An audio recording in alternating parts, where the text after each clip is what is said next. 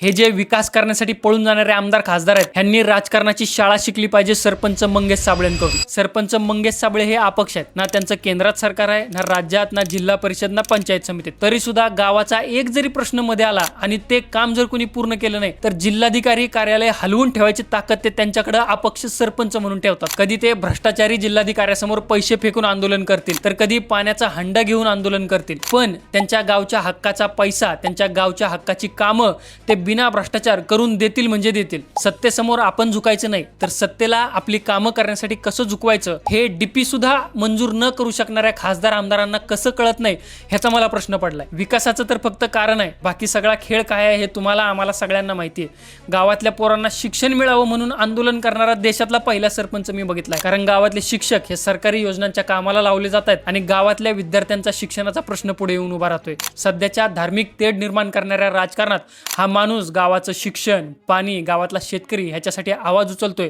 म्हणून ह्या माणसाबद्दल मला अभिमान वाटतो की हा माणूस महाराष्ट्राचा आहे. बाकी मंगेश साबळेंबद्दल तुमचं काय मत आहे मला कमेंट्समध्ये नक्की कळवा आणि अशाच मुद्द्यांसाठी फॉलो करा सूत्रधारला.